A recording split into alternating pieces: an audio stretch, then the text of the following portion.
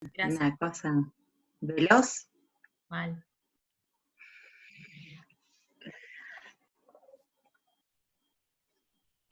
Mientras tanto, les voy compartiendo pantalla para cerrar un poco el tema este de los pensadores clásicos y de los enfoques puramente formalistas, con el tema del simulacro. Podemos ir cerrándolo con las preguntas que teníamos en el simulacro, ¿no?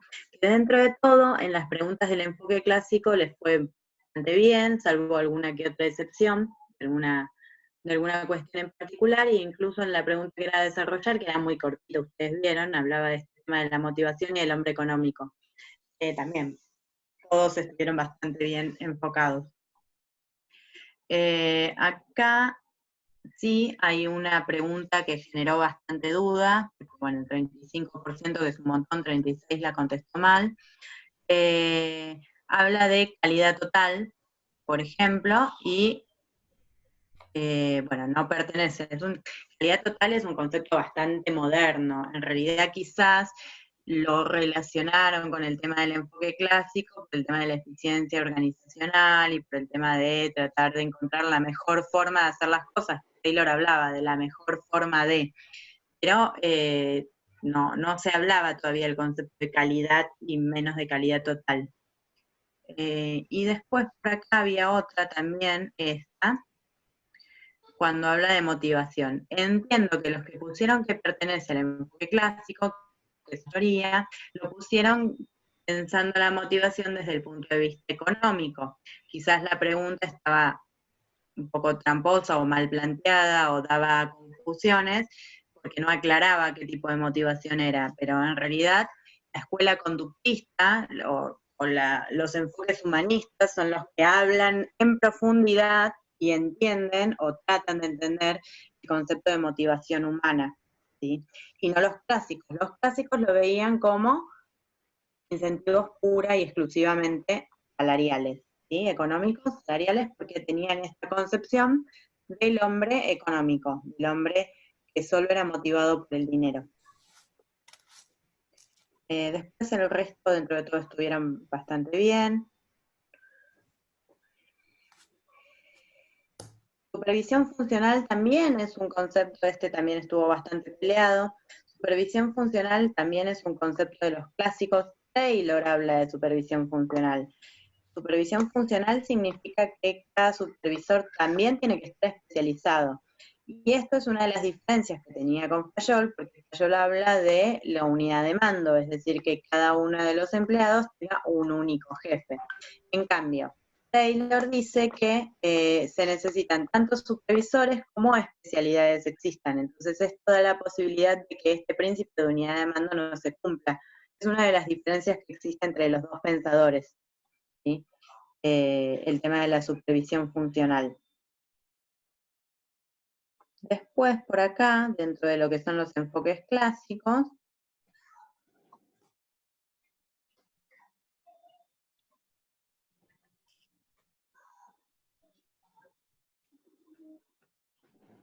había otra pregunta, no, ya era de la humanista. A ver acá. Había visto una también que estaba bastante complicada. Bueno, acá con la organización, pero es lo que estuvimos un poco hablando recién, que quizás se malinterpretaba. En cuanto a la organización formal e informal, algunos indicaron que eran aspectos comunes según los neoclásicos y en realidad la organización informal es analizada recién en profundidad con el enfoque humanista. Esa era la otra que tenía. Y la motivación que ya hablamos. Volvemos a nuestro cuadro. Dale. Bueno, después por otro lado tenemos los enfoques humanistas.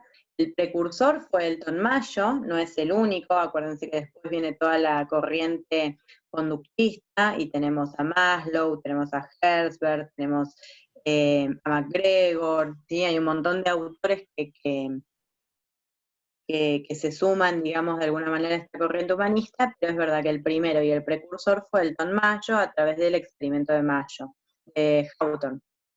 Esta escuela sí nace como una crítica a los pensadores clásicos y a las escuelas formalistas. Después podemos entender que son escuelas complementarias, pero nace como un intento de crítica hacia el enfoque imperante hasta ese momento, y tiene su foco puesto en la organización informal. Y ahora sí la persona aparece en el eje, aparece en el centro del análisis. ¿Sí? Pati, Por eso, sí. te interrumpo. Néstor quiere hacer una consulta. Sí, dale, Néstor. ¿Querés?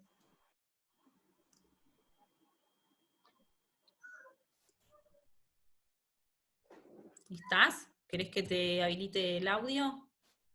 Ahí está. Noches a todos.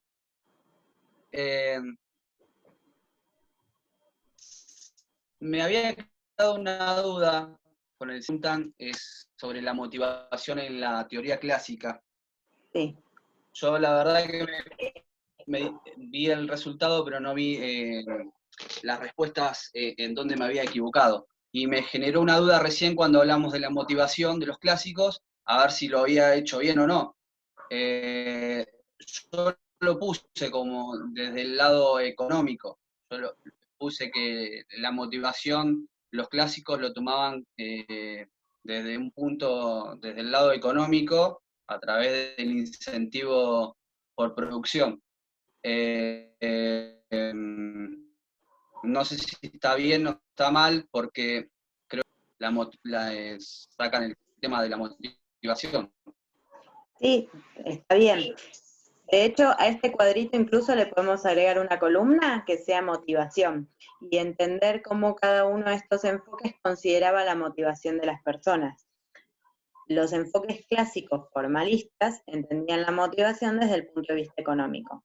Surge esta teoría, la teoría de relaciones humanas, que después viene aparejada a la corriente conductista, y habla de que el hombre tiene la necesidad de pertenecer. Y ahí hay un quiebre y incorporamos la noción de grupo, incorporamos la noción de liderazgo. Entonces, no solo se siente motivado por cuestiones económicas, sino que se siente motivado por cuestiones que tienen que ver con la pertenencia a un grupo social. Y ahí es donde surge el análisis de la organización informal, es decir, de las relaciones interpersonales que se dan dentro de la organización, un poco impulsados por la estructura, un poco impulsados por la esencia natural del hombre, de juntarse en comunidad, y estos lazos interpersonales que exceden la estructura formal y que se los da a llamar organización informal, y que es más difícil de graficar, que sería muy complejo, porque es muy dinámica, cambia todo el tiempo, tienen que ver con lazos de amistad y de vínculos que se generan dentro de la organización entre las personas. Cambia el enfoque de motivación. Entonces acá decimos, las personas no están motivadas solo por el dinero, sino que hay otros factores psicológicos que hacen que las personas estén motivadas para trabajar. Y surge esta nueva corriente. Más adelante, otros autores consideran la motivación desde otros enfoques, cada uno le va a ir dando su enfoque diferente. ¿Esa era la pregunta o yo me fui por las ramas? Porque a veces sucede que me voy. No, perfecto. Sí, yo me refería a si está bien relacionar la motivación de los clásicos desde el lado económico, desde el lado del incentivo por la realización del trabajo, por la producción. Excelente. Yo respondí de ese lado, pero no sé si estuvo bien o estuvo mal, porque no pude ver las respuestas en donde me equivoqué y en donde acerté. No, sí, está. Ese es el enfoque que se buscaba. Y traten de ir relacionándolo con casos, o sea, con ejemplos reales, ¿sí? Porque es muy probable que algún ejemplito metamos en el parcial, como para que ustedes analicen, a ver, este tipo de... Si yo tengo a mi empresa y quiero hacerla más eficiente, desde el enfoque de los clásicos, ¿cómo motivo a mis trabajadores? Les doy un bono de producción a fin de año. desde el enfoque humanista, ¿cómo los motivo? Y quizás los podría motivar con el mismo bono, pero que no sea individual, sino que sea por un premio de producción grupal, ¿no? O por objetivos grupales. Entonces voy a estar motivando otro tipo de cuestiones. Piénsenlo desde los ejemplos, porque los ejemplos nos ayudan mucho a entender cómo operan estos, porque en definitiva, estos modelos de pensamiento conviven en la actualidad dentro de las organizaciones. Es decir, todavía tenemos al empresario que piensa como Taylor y que está al lado tuyo en la computadora con el cronómetro, viendo cuánto tardás en hacer tu trabajo. Existen estos modelos de pensamiento, conviven en las organizaciones modernas, y por eso es importante que los entendamos, ¿sí? Que podamos sacar lo mejor de cada uno de ellos de alguna manera.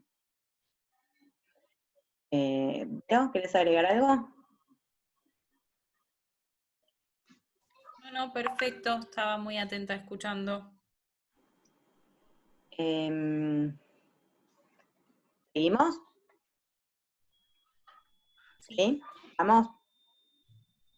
Bueno, entonces acuérdense que podemos ver la evolución de la motivación, podemos ver la evolución del hombre, de los tipos de hombre que cada uno de estos enfoques va analizando, podemos ver en qué área de la organización se focalizaron, quiénes en las tareas, quiénes en las estructuras, quiénes en las personas, ¿sí? Todas esas cosas está bueno ir relacionándolas. Bueno, estamos acá. Entonces acá aparece el hombre social, ¿sí? Hablamos acá del hombre social. Aparece como una oposición al enfoque clásico, aparece esta palabrita que hasta ahora no había aparecido, que es liderazgo, que hasta ahora también lo podemos ver desde la evolución del concepto de autoridad.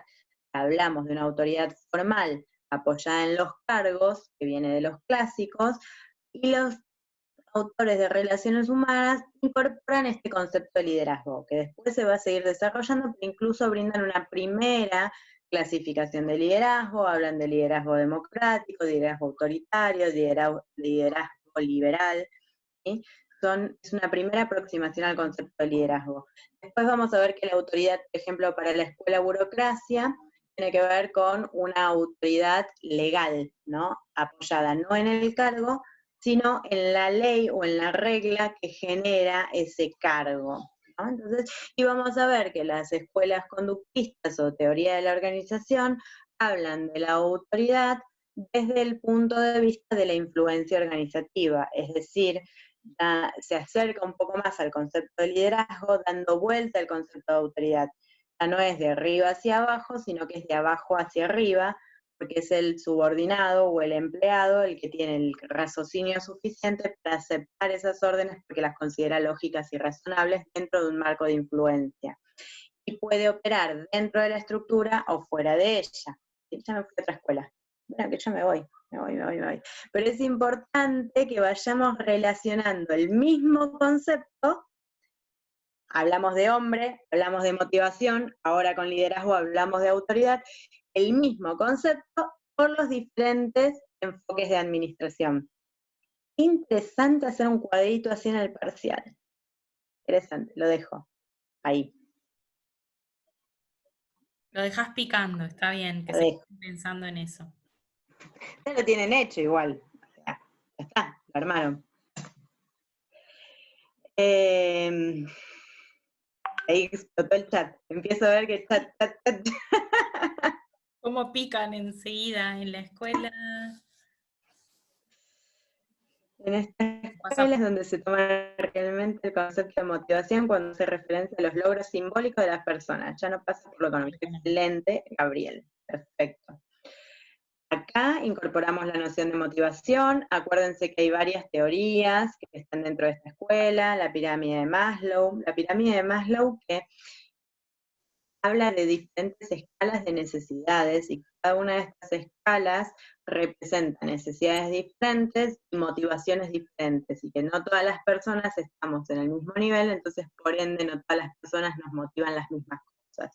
Es importante que nosotros como administradores o como dueños de una organización o como supervisores o como gerentes logremos identificar cuáles son las necesidades que impulsan a nuestros empleados para poder brindarles políticas de motivación acorde. Entonces, no va a ser lo mismo, no va a ser el mismo tipo de motivación el que tenga una persona que tiene muchos hijos y que no sabe si le va a alcanzar la plata para llegar a fin de mes, que una persona que no tenga problemas económicos, tenga relativamente un nivel de vida estable y que lo que quiera es superarse profesionalmente.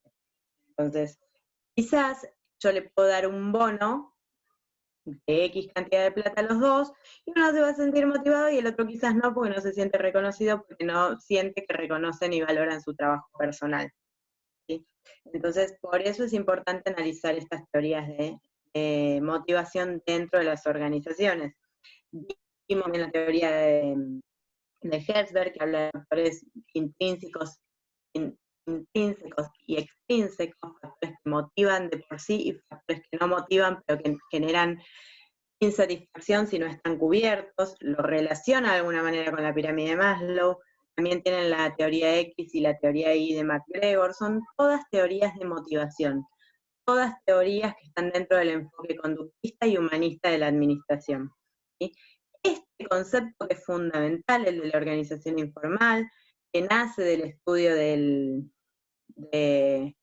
Hawthorne, que hizo Elton Mayo, ahí es donde se descubre y se empieza a analizar las dinámicas de grupo, bueno, y estas necesidades que están relacionadas, como decíamos hoy, con la pirámide. Y el concepto de motivación, que también está muy, muy vinculado con el concepto de clima laboral. Cuanto más motivada esté la organización, mejor va a ser el índice de clima laboral. ¿Vamos bien hasta ahí?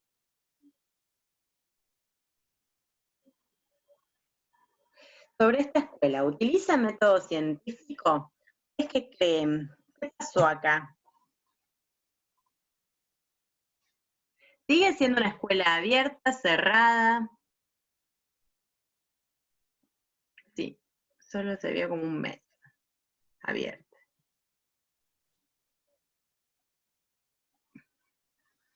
Este modelo de pensamiento de la escuela humanista también tiene un enfoque cerrado. Si bien considera a la persona, solo hizo hincapié en la organización informal y no en la formal, que también se debe analizar cuando analizamos a una organización, y no tuvo en cuenta el entorno. Lo que hace que una teoría sea abierta o cerrada es la consideración del contexto, del entorno, y cómo afecta esto a el desenvolvimiento y el cumplimiento de objetivos de la organización. Entonces, la escuela humanista, igual que las escuelas clásicas de administración, tienen un enfoque cerrado, porque no consideran al entorno. ¿Sí? Una, un enfoque cerrado con mirada formalista, otro, un enfoque cerrado con mirada informal, ¿sí? Con eje en las personas. En cuanto al método científico, una de las críticas que le hace esta escuela a las teorías clásicas es que decía hacer una teoría de administración científica y que de científica no tenía nada porque no realizaban estudios a nivel científico. De alguna manera, esta escuela, al incorporar el análisis de como el experimento de Hawthorne y otros experimentos que se fueron llevando adelante para poder corroborar ciertos puntos, tiene un enfoque un poco más científico que las otras escuelas.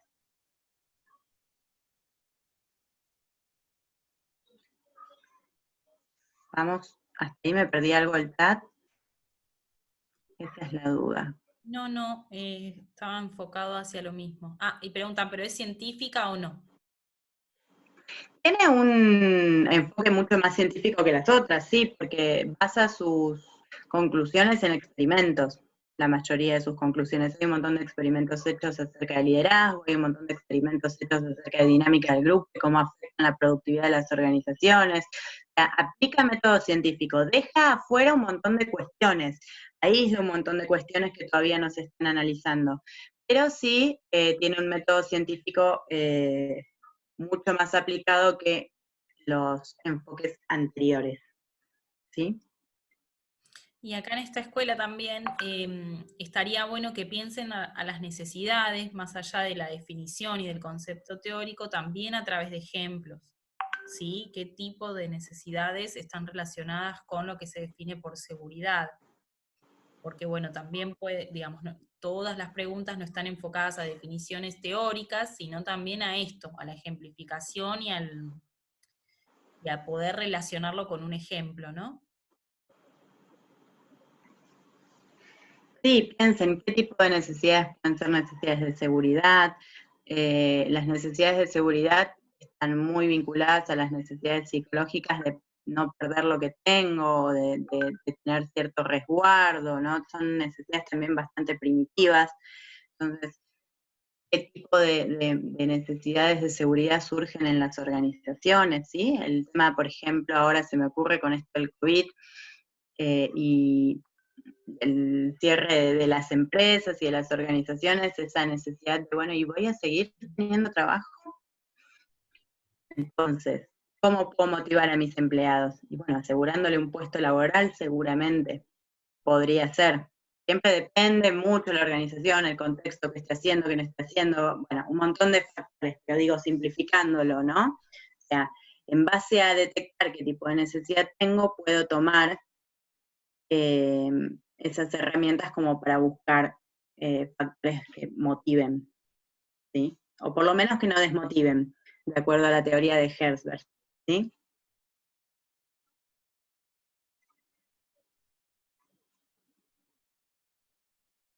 ¿Seguimos así? ¿Quieren seguir así o les sirve repasar desde el cuadro? Perfecto, me dicen, sí. Vamos al simulacro a ver si hay algo acá que reforzar de las de relaciones humanas.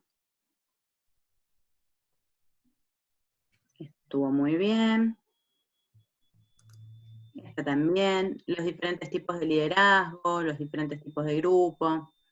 Bueno, esta ya es de la conductista que vamos a ir más adelante. A ver que tengo que cerrar esto porque no los veo. Listo.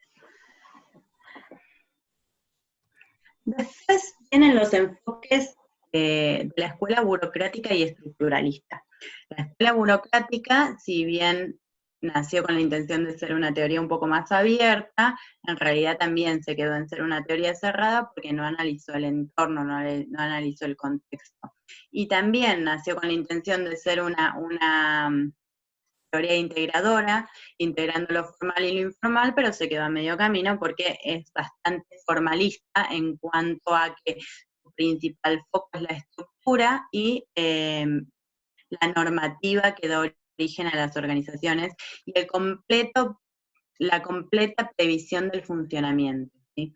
Esta escuela es importante, los aportes de esta escuela, la burocracia pura y exclusivamente, es importante que lo entendamos para ver, bueno, en qué tipo de organización sirve y hasta qué punto sirven. ¿Se acuerdan que nosotros hicimos el trabajo colaborativo? Ustedes pensaron en cuanto a, bueno, cómo puede el uso de las tecnologías facilitar o no facilitar la aplicación de los principios de la escuela burocrática en la actualidad. Vimos en qué tipo de organizaciones se utilizaban. ¿Se acuerdan el ejemplo del panchero? De los tres. Ese video se lo subimos, ¿no, Vero? Al final.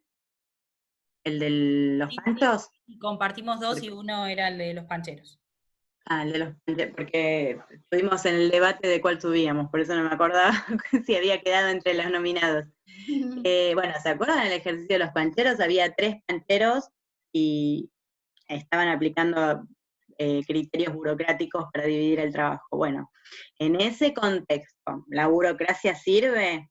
¿Sirve para las pequeñas empresas o sirve solo para las grandes organizaciones? No es que solo sirve para las grandes organizaciones, pero digamos, nace con la idea de organizar o de darle un marco de accionar, una previsión de funcionamiento, como una de sus características lo dice, a las complejas estructuras de las grandes corporaciones, de las grandes empresas, de las multinacionales, de los estados también. Entonces, tener en cuenta estas cuestiones a la hora de estudiar la escuela burocrática y no dejar afuera estos aspectos, ¿no? entender que sí se pueden aplicar los principios de racionalización del trabajo a través de la normatización de la vida de la organización, se pueden aplicar en diferentes organizaciones. Pero ¿hasta qué nivel, no? Lo mismo que hablábamos con Taylor, o sea, podemos dividir el trabajo y subdividirlo y subdividirlo y subdividirlo hasta su mínima expresión, sí, pero ¿a qué nivel? ¿Cuál es el costo? Y bueno, lo mismo con la la escuela burocrática. Hay buenos Es una comentarios escuela. en el chat, Fati, Sí, sobre lo que estás diciendo. Para grandes y complejas estructuras, que es como vos dijiste, se pierde la flexibilidad del individuo con las reglas y los reglamentos, y esta escuela hace más foco en normas y procedimientos que en la estructura. muy bien. Claro, pero la estructura está dada por las normas y los procedimientos. O sea, se va conformando de alguna manera por las normas y los procedimientos. Cuando hablamos de estructura están incluidos las normas y procedimientos de la organización, pero sí, específicamente normas y procedimientos. Temas muy importantes, la jerarquía de la autoridad, ¿sí? Los diferentes tipos de sociedades, acuérdense que Weber hace una clasificación del concepto de autoridad. Ojo, para nuestra evolución de la autoridad, habla de la autoridad legal, ¿sí? Acuérdense que hablábamos de la autoridad del cargo, hablamos del liderazgo, ahora estamos hablando de la autoridad legal, y que surge de la escuela burocrática. Y habla de 3 diferentes tipos de sociedades y habla de 3 diferentes tipos de autoridades que se desprenden de esos tipos de sociedades que clasifica Weber, ¿sí? Y para una, puntual, la sociedad burocrática, es en la que está pensado este tipo de diseño organizacional, ¿sí? Hace mucho hincapié en la racionalización del trabajo, en la completa previsión del funcionamiento, en las normas y reglamentos, ¿sí?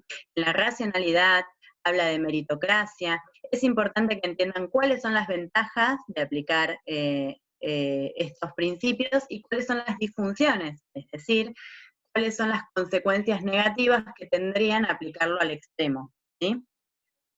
Bueno, Analía dice que la disfunción de la burocracia es el ejemplo de la panchería. Exacto. Una disfunción sería el ejemplo de la panchería. ¿Por qué? ¿Qué pasa ahí?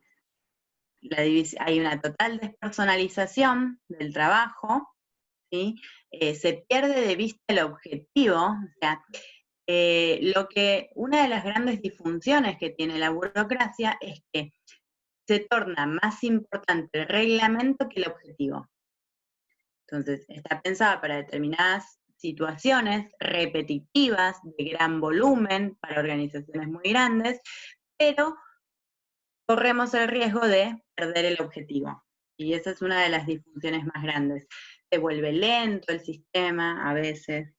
Quedan 10 minutitos. Pati, acá Sabrina pide que expliques las disfunciones, así como más general. Sí, a ver, disfunciones hay varias. Las disfunciones tienen que ver con las desventajas que surgen del sistema, es decir, cuando hablamos de la despersonalización, hablamos de que las personas no importan dentro de esta estructura, sino que lo que importa es el cargo y la norma que le da origen al cargo. Cuando hablamos de que las organizaciones se vuelven lentas, las organizaciones se vuelven pesadas, estamos hablando de disfunciones, ¿sí? Cuando hablamos de, a ver, alguien que me tire alguna disfunción para explicarla en más detalle. Y la pérdida de ¿Quién tiene el apunte? flexibilidad, hablaban en el grupo, resistencia a los cambios, Resistencia a los cambios, es muy difícil cuando una empresa o con una organización está tan estructurada a través de normas, de reglamentos que dan origen a diferentes situaciones, diferentes procedimientos, generar cambios es muy difícil, porque se vuelven organizaciones muy complejas, y si todo se mueve a través de una norma, bueno, la resistencia al cambio es bastante elevada. Bueno, lo que aporta Martín, que inclusive hasta los individuos, los clientes, pierden la confianza en el desempeño al tener que resolver problemas no contenidos en reglas en este tipo de organizaciones, y es así. Sí, es que ahí surge la disfunción más grande, o sea, cuando hay algo que se sale de la norma general, ¿qué hacemos? Bueno, ¿qué tiene más relevancia, no? ¿El tema de los objetivos organizacionales o el tema de las normas y los reglamentos? Bien, buenísimo. Fíjense que todos los ejemplos que están dando, ustedes están hablando de obras sociales, están hablando de ANSES, están hablando de departamentos estatales. Fíjense el nivel de complejidad que tienen esas organizaciones y la magnitud y lo grande que son, ¿sí? Eso es importante. Bien. Entonces las disfunciones las tenés en todas las escuelas y teorías. Sí, en realidad disfunción tiene que ver con desventaja. Lo que pasa es que acá el autor las desagrega, digamos, o sea, las ejemplifica.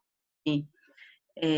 Disfunciones porque es una falla del funcionamiento o un efecto colateral, si se quiere, del funcionamiento de este tipo organizacional. Entonces, por eso hablamos de disfunciones. ¿Sí? Tómenlo como sinónimo de desventaja. Sí, los enfoques tienen sus ventajas y sus desventajas. En particular, en esta escuela estudiamos una serie de cuestiones que, llevadas al extremo, se consideran disfunciones. El autor lo denomina disfunciones, exactamente. ¿Cuánto nos quedan? 6 minutos. ¿Qué hacemos? Pasamos a las estructuras. Vamos a ver el simulacro, lo de burocracia. Yo porque no quiero cortar lo de estructuralismo porque me habían preguntado hoy. Y bueno. Bien.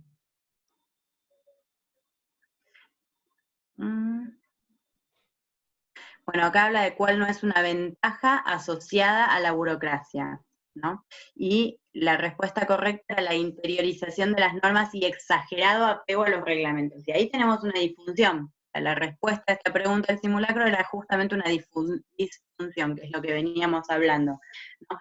Que me trago toda hoy. La interiorización de las normas y el exagerado apego a los reglamentos, esto que hablábamos, que es más importante la norma que el objetivo, hace que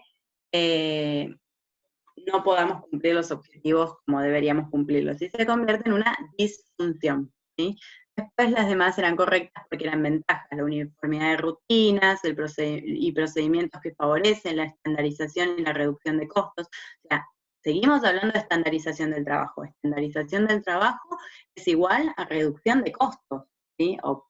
Eso es lo que en líneas generales ocurre, porque pasó con los enfoques clásicos también, o sea, nosotros le encontramos un montón de desventajas al enfoque clásico, o entendemos que hay un montón de cuestiones del análisis de las personas que dejaron afuera y que termina siendo incompleto, un enfoque cerrado, que ve al hombre como una máquina.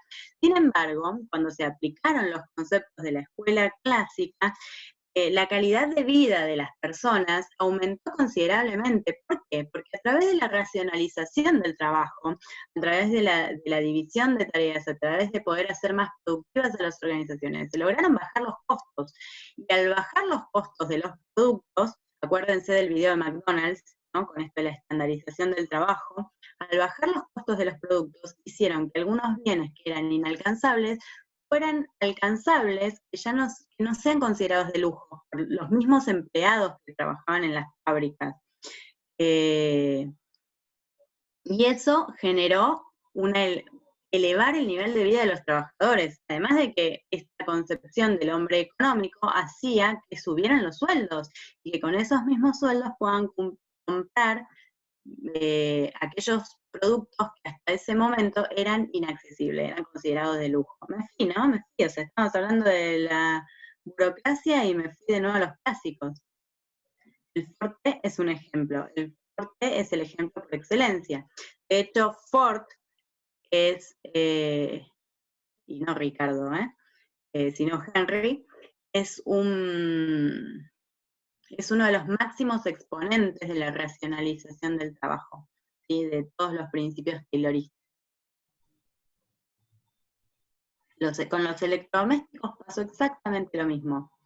Toda la línea de electrolavarropas, bueno, fueron accesibles, eran de lujo, y gracias a la especialización, gracias a las economías de escala, gracias a que se pudieron bajar los costos de producción y a que se subieron los sueldos de los trabajadores, lograron acceder a ese tipo de productos que hasta el momento eran inaccesibles.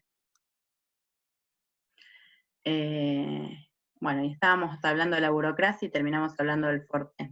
Sí, es la vida en principios de administración. ¿Cuánto nos queda? 3 minutos.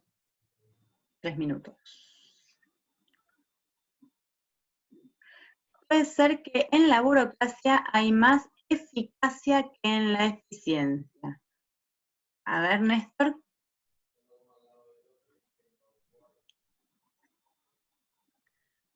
¿Quiere hablar, Néstor? ¿Le damos la palabra? Sí. No, yo quiero que hables, no sé si...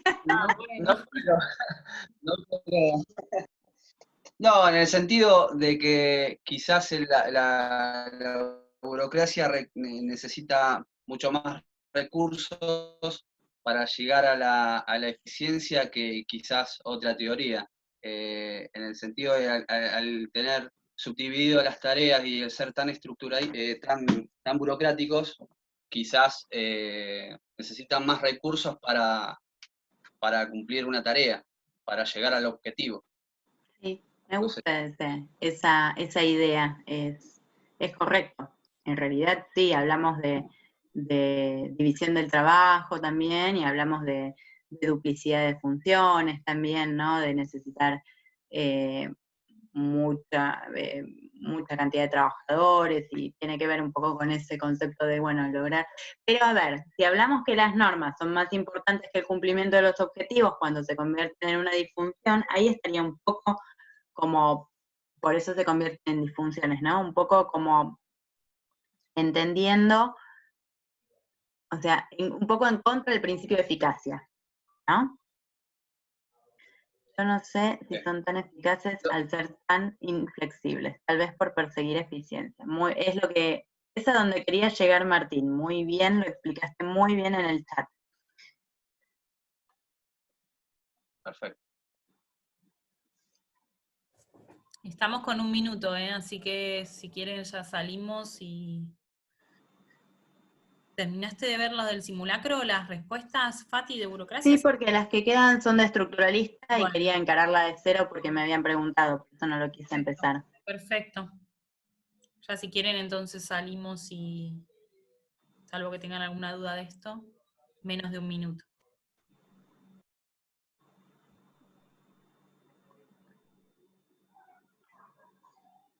Bueno, vamos saliendo entonces y volvemos a entrar. Dale.